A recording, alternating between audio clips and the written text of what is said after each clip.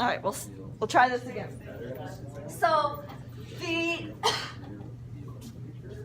protein synthesis is not, we don't have to have every single one of our genes on making proteins on every single one of our cells. So therefore, in a cell in your digestive system, certain genes are turned on to make certain proteins, and those are different genes that are turned on in the cells of your eyes versus your skin cells and so on. So like your digestive system, your stomach has to produce enzymes to digest your food, and those enzymes go and digest your food. Those enzymes, though, do not need to be made in your skin cells, but your skin cells have the genes to make enzymes to digest your food, but they don't need to make them because your skin cells, that's not the job of your skin cells. So those genes to make enzymes to digest your food are on in the cells in your stomach, but they're off in your skin cells. And so what we're gonna look at is how our genes turned on and off, and so on. So up here, I put here, we're gonna do this little unit on gene regulation. So 18.4 is the first part of this. In our book, it kind of scatters, has the gene regulation scattered, so I'm going to put it together in a little mini unit. I'm going to title gene regulation. So 18.4 is about prokaryotic cells, bacteria cells. How does a bacteria cell turn genes on and off? And then we're going to get into chapter 19, which is how eukaryotic cells, like our cells, how do we turn on and off genes in different cells. And then with our cells, I'm going to also talk about a specific type of gene regulation that's involved in our development. So what do I mean by that? We've talked about everybody starting out being a zygote. Sperm cell fertilizes an egg cell, you get a zygote, and then we talked about how we divide by mitosis and become more cells big, and that's how we grow. But a big part of just growing and developing is not just becoming more cells big, but those cells have to become specialized. So when we start out as a zygote and we start dividing, how do cells on one side become the head part of you? How do cells on the other side become the tail part of you and the legs? How does the front become the front and the back versus the back? And it all has to do with turning on and off genes and regulating proteins and so on. So that's kind of our little unit on gene regulation. So 18.4 is where we're going to start here. And so a bacterium can tune its metabolism to the changing environment and food sources. So what does that mean? This means that they can turn on and off genes depending upon what's going on in the environment. Because remember, a bacterium is only one cell big. So they're not turning on different types of cells and things like that like we have. So there's one cell big, and it can adjust to the environment. So how does this control occur? It occurs on two levels. They can adjust the activity of metabolic enzymes. So what in the world does that mean? Do you remember back when we talked about enzymes? How do we control enzymes? It's a way that we can control enzymes. Don't we bond like to change their body size so that they can't like work? That's right. That's right. An inhibitor can work. If this is your enzyme here, so this is your enzyme. Enzyme, the shape is really important. Why? It determines its function and why. What does the enzyme do? Bonds with a substrate. And so therefore, the shape of the enzyme is really important to determine what substrate will bind to it and therefore what reaction it'll speed up. Because remember, enzymes are catalysts, they speed up chemical reactions. And so the substrate can fit into, what's this site called? This is the active site, and speed up a chemical reaction. So an inhibitor can do one of two different things. They can get to the substrate, to the active site first, and so your inhibitor can go look like this. And if the inhibitor gets to the active site first and binds to it, then the substrate can't bind it, can inhibit that enzyme. Or we can have inhibitors that bind to a site away from the active site, so a different site. And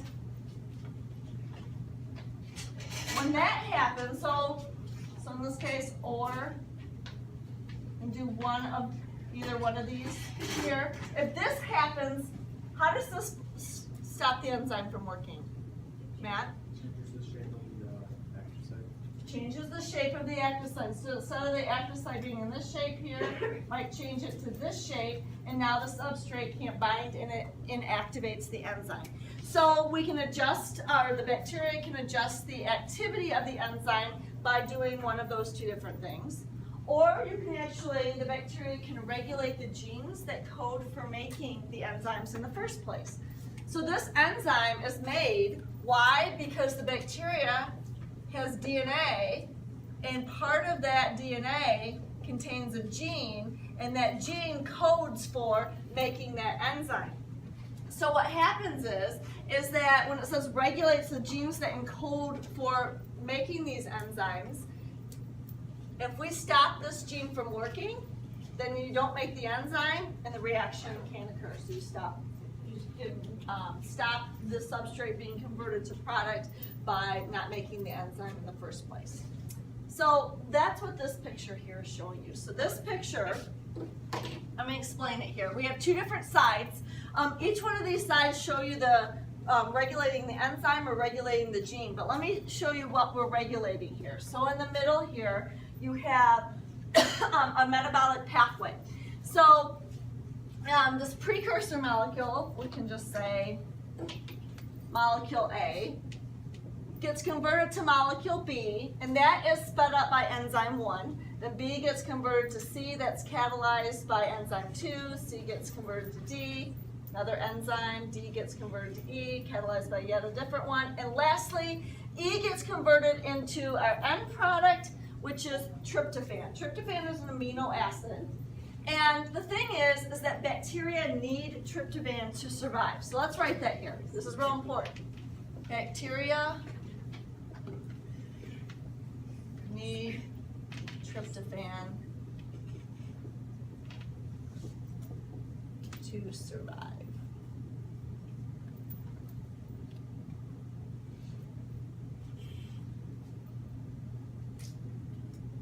And so therefore bacteria make it. So through this pathway. So they have this precursor molecule and they make tryptophan. That's one way that they can get tryptophan. So let me give you an example of bacteria. We have bacteria in our colon, which is the last part of our large intestine. This bacteria is supposed to live in us. We have what's called a mutualistic relationship. It's mutual. We mutually benefit from one another, this bacteria in our colon. So we benefit the bacteria because we provide a nice warm environment for them to live. But then we also eat, and they feed off of the food that we eat. So we're providing them food, so they're benefited. Anybody know how we're benefited from the bacteria? People maybe have anatomy or something. Does it help with breakdown? Or does it help take away waste products? It actually helps. It does break down some of our food, and it also, in that process, makes some vitamins for us. And so therefore it's helpful for us. And so having this bacteria is very good. That's why a lot of foods, you guys have heard of probiotics. Have you heard of that? There's certain yogurts they have that promote the thriving of the bacteria in our colon and so on, because they are helpful, and so on. So so that's one of the things that they're, like, with overuse of antibiotics and things like that, they're worried about, like, us killing those bacteria in us. They're supposed to be a good bacteria. So anyway, so this bacteria lives in us. So this bacteria can make its own tryptophan, which it needs to survive, okay? But let me ask you this. Let's say in our diet, we're eating, let's say we have a lot of tryptophan and we're providing tryptophan to the bacteria in our gut. Does the bacteria then need to make tryptophan? No, it would be pretty wasteful because it's being given it, all right? So the bacteria is being handed tryptophan, so then it doesn't need to make it, or else it'd be a very wasteful process. So what happens is, if tryptophan is abundant, so let's write here the word abundant. So you have, let's say that's an example of us eating and providing the bacteria with tryptophan. Notice this arrow going back up here, and it says feedback inhibition, which we've talked about before. This arrow goes back up here to this first reaction and is specifically pointing to enzyme 1. what do you think is being, the author of this diagram is trying to say about that? What's the arrow meaning to enzyme 1, do you think? Roman? I think that tryptophan, after there's abundance of tryptophan, it can combine back to enzyme 1 and basically inhibit it from creating more. Exactly. So in going back to this picture here, remember an enzyme can be regulated by an inhibitor. And so in this case here, if there's a lot of tryptophan, tryptophan can inhibit, so we can write that here, let's inhibits enzyme 1.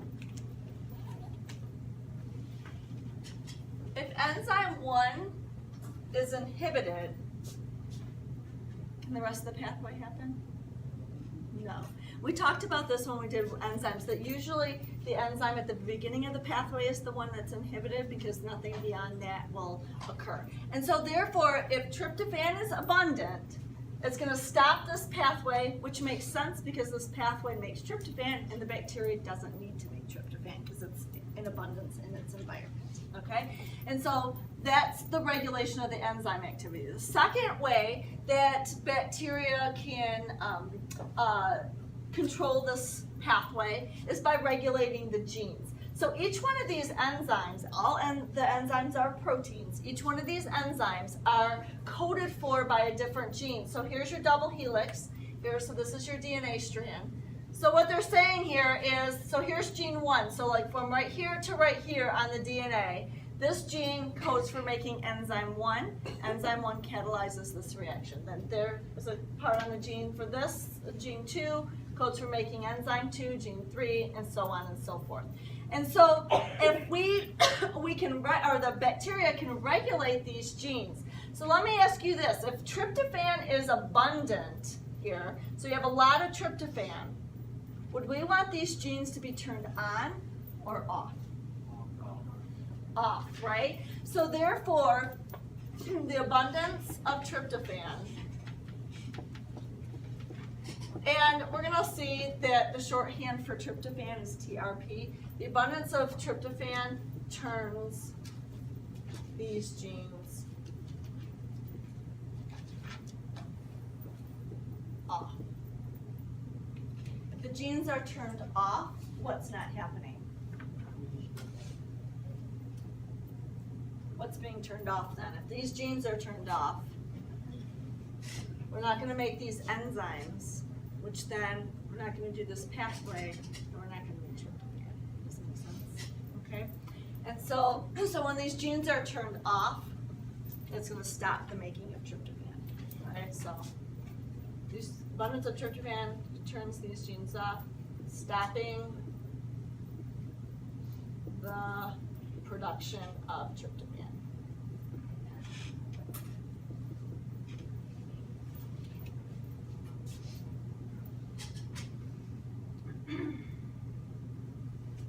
And so that's what this arrow here is showing you here, so turning those off.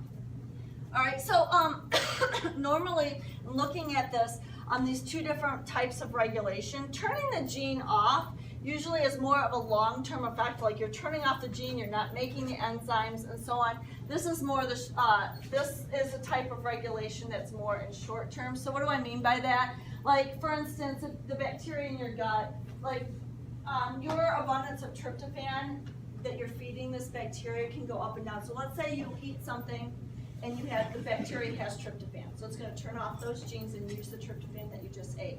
But then in a couple hours, that tryptophan is gone, and so it doesn't have tryptophan, so it's going to start making tryptophan. But then another half hour, you eat something else, and it has tryptophan in it. So that's shorthand, short term. And so the left side is usually used in the short term, where they just turn the enzyme on and off. So this is used in the short term. Let's right here, this side here.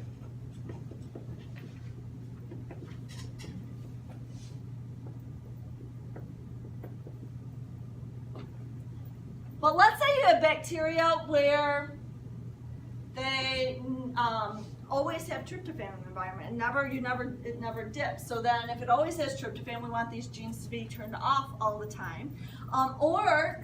for a long period of time, let's say a month or so, the bacteria doesn't have any tryptophan, so it needs to make it continually. And so this is when the genes would be turned on and off. So this is used in more of a long-term situation. So there's different scenarios or times when they would be used.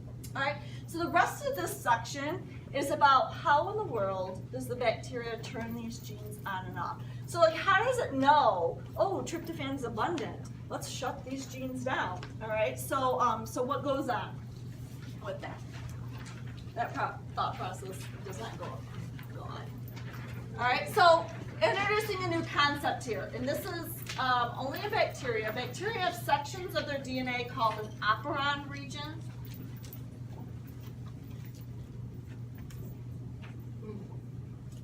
So in bacteria, genes are often clustered into operons, and the operons have three parts.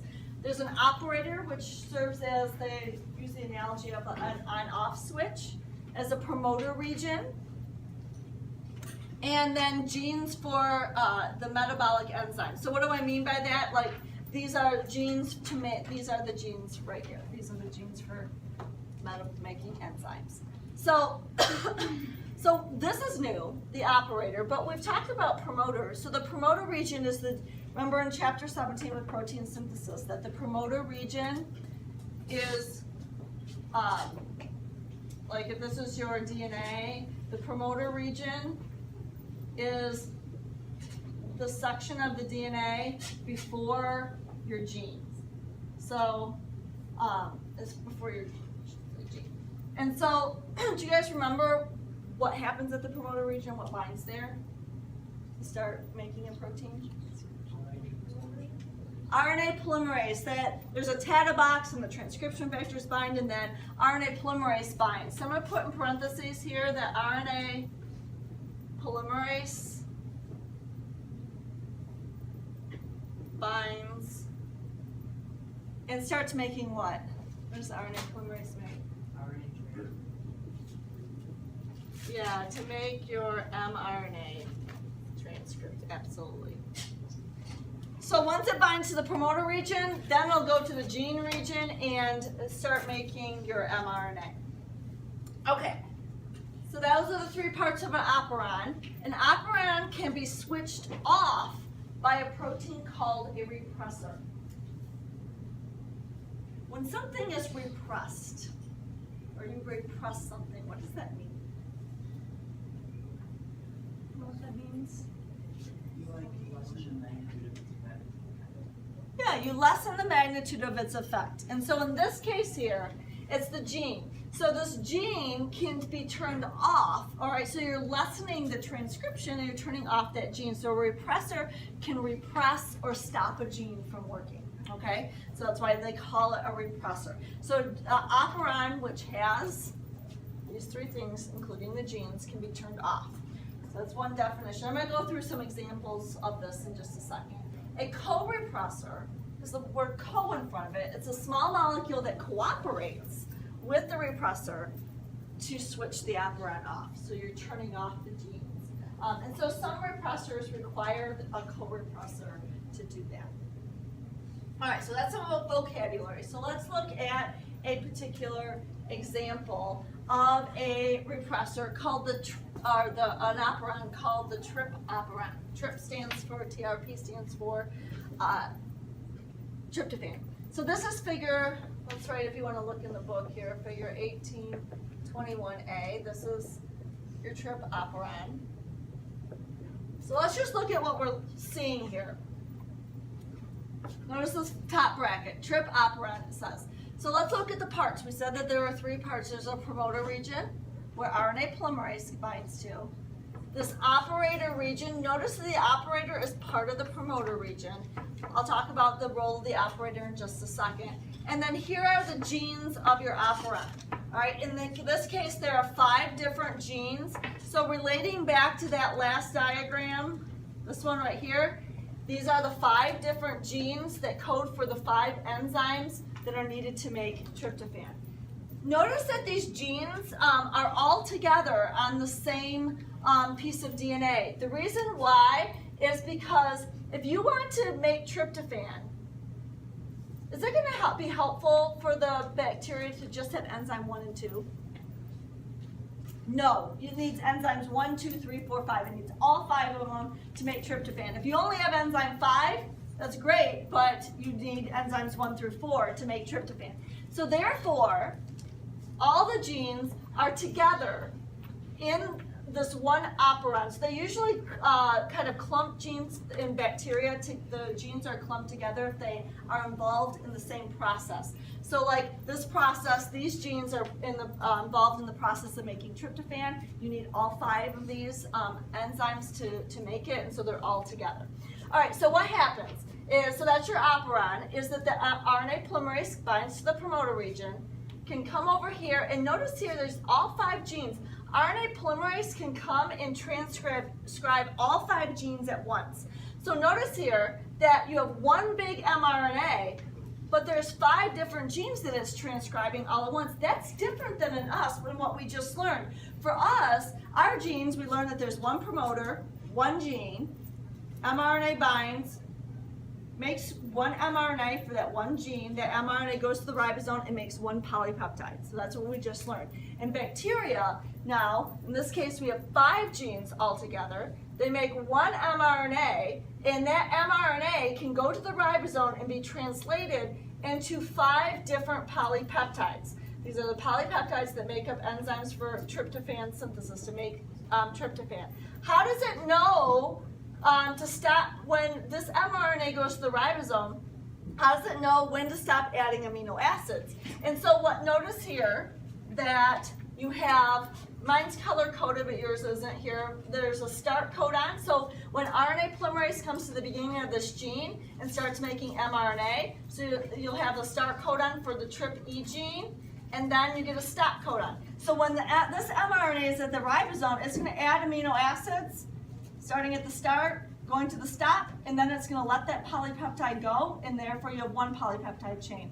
But in the ribosome then, immediately after that stop codon, it has another start codon. So this right here is another start codon for the next gene, for TRPD, and then it goes to the stop codon, and so it will, at the ribosome, add amino acids until it gets to the stop codon, and we have a second polypeptide. Then we have another start and another stop for the third, another start and another stop, and so on and so forth. And so therefore, the one mRNA strand can make 5 different enzymes all at once. What's the benefit of that? Why do you think that might be helpful for the bacteria?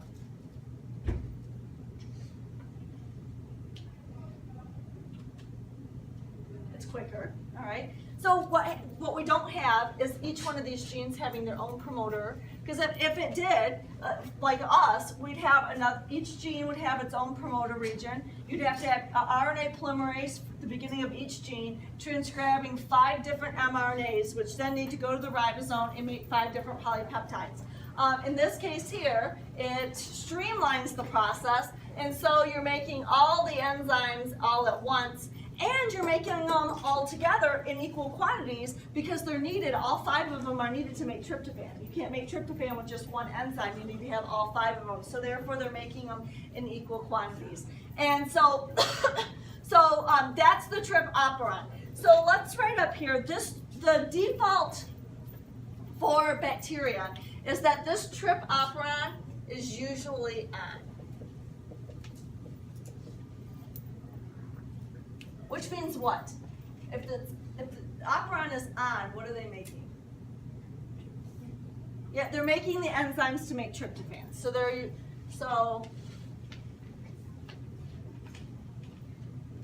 enzymes to produce tryptophan. Which, remember, bacteria need to survive. Tryptophan is needed for survival for the bacteria. And so therefore, it's operating on the assumption that there's no tryptophan. We need to make this in order to survive. So they're constantly making these enzymes to make it. Now getting back to how we regulate this. So how in the world do we turn this off? When would you want these genes to be turned off? When Tryptophan is present in the environment. And so notice here, you have these two lines. Let me explain here. This is your DNA, this is your Trip Operon. That means that there's a big, there's a lot of DNA between here and here. So what this means is there's this long piece of DNA, lots of DNA, and this gene here would be much further down than what they're drawing it here. So that's what those lines mean. So in the DNA of the bacteria, there's another gene. Notice here it says the TRPR gene. R stands for repressor.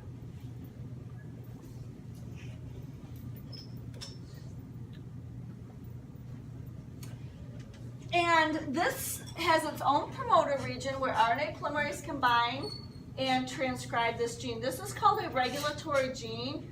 Why it's called that? It codes for making a repressor. Codes for making a repressor. That's what the regulatory gene does. So, RNA polymerase binds, transcription occurs, and here's your mRNA. Goes to the ribosome, translation occurs, and here's the protein that's made. The protein is a repressor. Repressor means that it has the ability to repress or turn off genes. And so, but notice here its shape. It's an inactive repressor, okay? And so this repressor, when it says it's for making a repressor, let's add in here to this. When it makes a repressor, it's in the inactive form.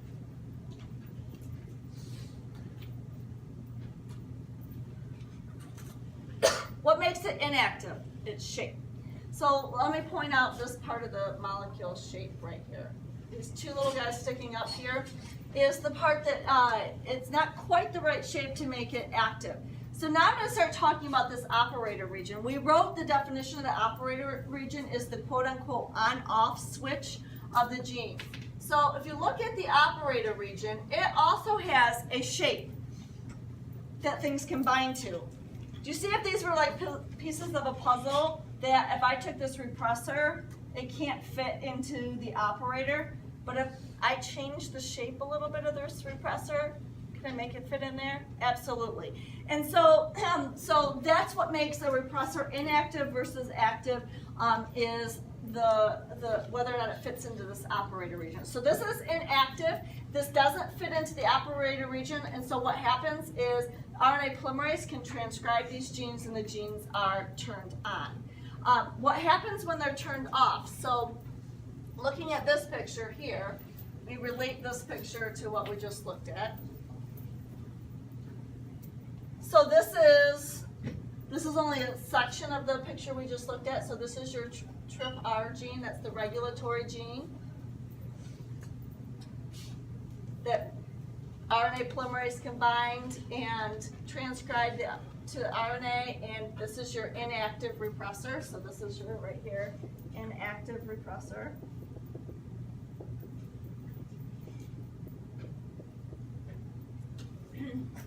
This part up here is part of your operon. This part right here is your promoter region. What would the yellow part be? The yellow part. This is the operator. So right here, this is the operator right here. Alrighty, and then this whole thing, this is your genes. These are your genes. And so this whole thing right here would be your operon. So I'm going to put a dot, dot, dot because they're only showing you the first gene, and there's 5 different genes. They're only showing you the part that's affected here. So that's how this picture relates to the previous picture. So now let's go back here. So the TRP, oops, put this up here. The TRPR gene makes the inactive repressor, which in the previous picture couldn't bind to the operator. But when tryptophan is present, so notice here, tryptophan is present, it can act as a co-repressor. What does that mean? It cooperates with the repressor. And so when that tryptophan binds to the repressor in a site that's different than where it binds to the operator, we can see here that it converts it to an active repressor. How does it, what makes it active now? Yeah, the shape changed. Changed shape. And it only does that if tryptophan binds to it. And so now, the part of the repressor that's important is this part that changed shape, which now can fit in the operator. So what's this thing? RNA polymerase.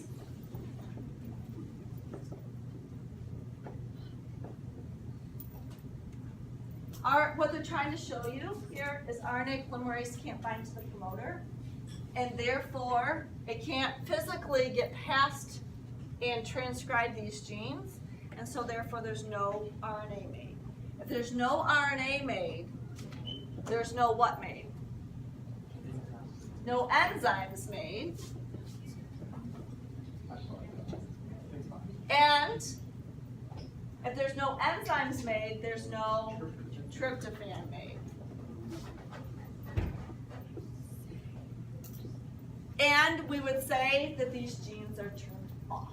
All right? And that's what we want. No, whoops, there's supposed to be no.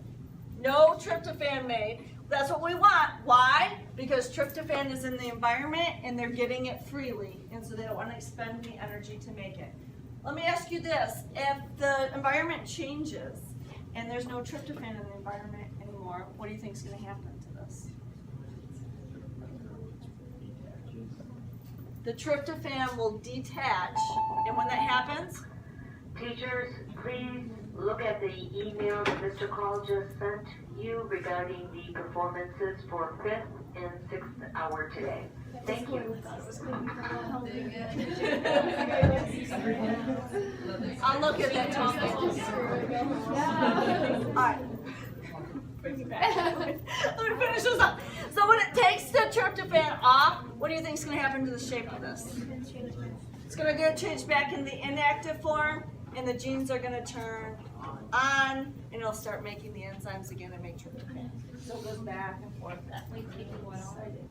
Take the tryptophan. So if tryptophan isn't present, the bacteria will actually take this tryptophan and use that. And then when this comes off for the repressor changes back into the inactive shape. Okay. All right. So that's called the Trp operon, and this is what we call a repressible operon. So it's called repressible. So let's go back here. It's called repressible because is this operon usually on or off? Usually on, but can be repressed if needed. So it's repressible. It can be turned off or can be repressed.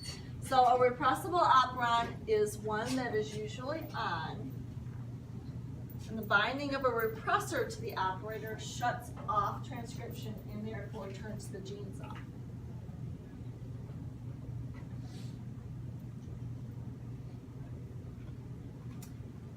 And so the Trp operon that we just looked at is an example of a repressible operon. So now we're going to look at another operon that's different. This is called an inducible operon. An inducible operon is one that's usually off, and a molecule called an inducer inactivates the repressor and turns on transcription.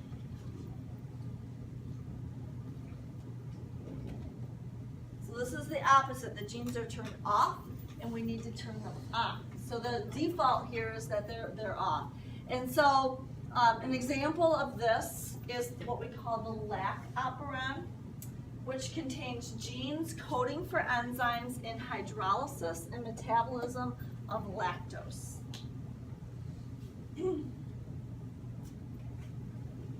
Lactose. What is lactose? It's a sugar found in milk and dairy products. So lactose is a sugar, which is a type of carbohydrate, and lactose is a disaccharide.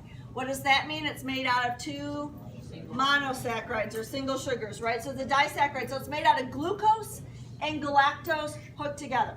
So here's your disaccharide. So this is usually, it says it's usually off, all right? It's usually off because what happens is lactose isn't always in the environment for bacteria. So what happens is you have this disaccharide lactose, and it says that the bacteria contain the genes coding for enzymes in hydrolysis and metabolism of lactose. What's hydrolysis? If we're doing hydrolysis with lactose, what are we doing to it? Adding water to break it apart and break the bond. So we're going to add OH to one and H to another. So we're breaking it down. That's important because if you're a bacteria, you can take lactose into your cell, but you can't use that lactose for energy as a disaccharide. So in order to get energy from the sugar, the bacteria has to break the bond, do hydrolysis, and then you have two monosaccharides, glucose and galactose, both of which the bacteria can use for energy. So that's important.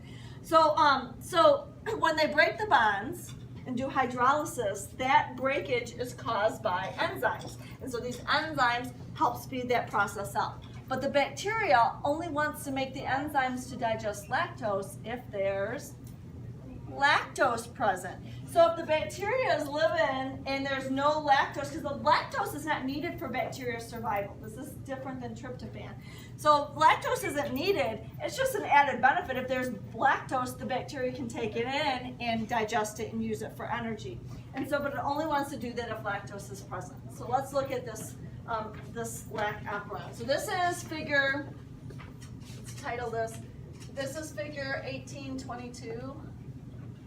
And we'll title this the Lac Operon. And we can write the Lac Operon is usually what? Off. So the bacteria is under the default setting that there's no lactose in my environment. So I'm not going to make enzymes to digest lactose because there's no lactose. So it's usually off. So let's look at why it's usually off. Well, what are we looking at here? A section of the operon. So here's your regulatory gene. What does a regulatory gene do? It makes a repressor. So therefore, there's your repressor. And then here's your promoter region with the operator. And these are your genes that it's going to make the enzymes to digest lactose. So I'm going to put here, I'm going to do, there's more genes that we'll see here. This whole section here is the operon. This is the Lac Operon. This is the regulatory gene.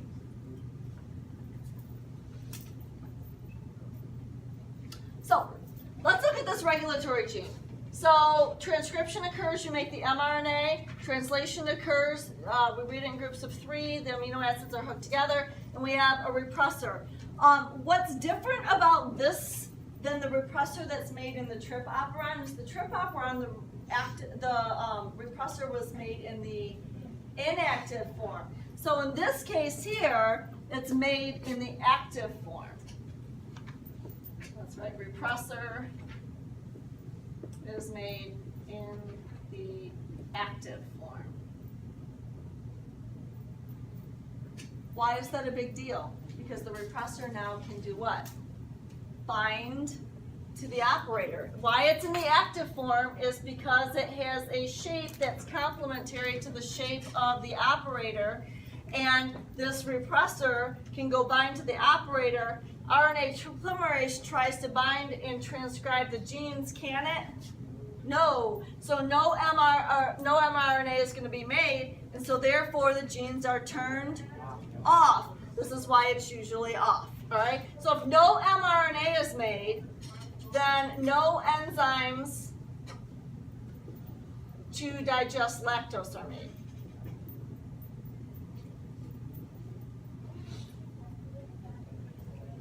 And that's what we want if there's no lactose in the environment. So that transcribing these genes.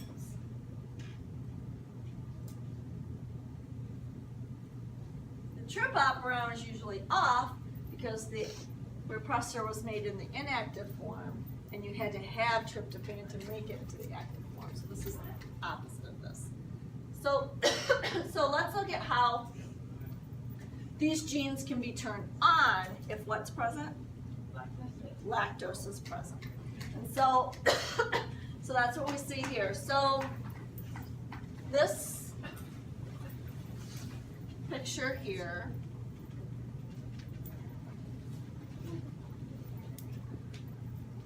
is the Lac Operon. This is the promoter region. The yellow is what? The operator. And here are your 3 genes to make the code for making 3 enzymes, and these enzymes are to digest lactose. So let's look at here what happens if lactose is present. So here's your regulatory gene making your active, this is the active repressor. So it's right here. Oh. This is your active repressor.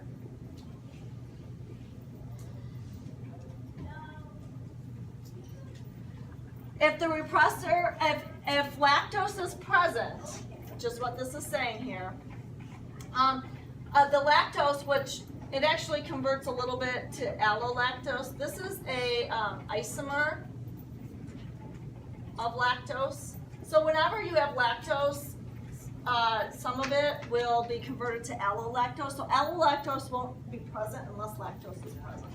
So if lactose is present, you're going to end up, remember an isomer is same chemical formula, different shape, all right? Slightly different shape. But this shape here is slight, ever so slight between them. And so this allolactose, which is only present if lactose is there, can bind and be an inducer, which means that it converts the shape from active form to inactive form. And therefore, your repressor cannot bind to the operator, and that means the RNA polymerase can bind, can transcribe the genes, make the mRNA, and make the enzymes to digest lactose. And that's what we want because lactose is present, and so we want to make, the bacteria wants to make the enzymes to digest it because it's present. Then if lactose becomes not present, what do you think happens? The lactose, the allolactose comes off of here, and the bacteria will use it, and it'll go back in the active form. What will this do? Go to the operator and turn it off. So it toggles between back and forth, being turned on and off, depending upon the environment. I know somebody knows here. You guys. 1204. Yeah, usually much 1204. Let's start 1.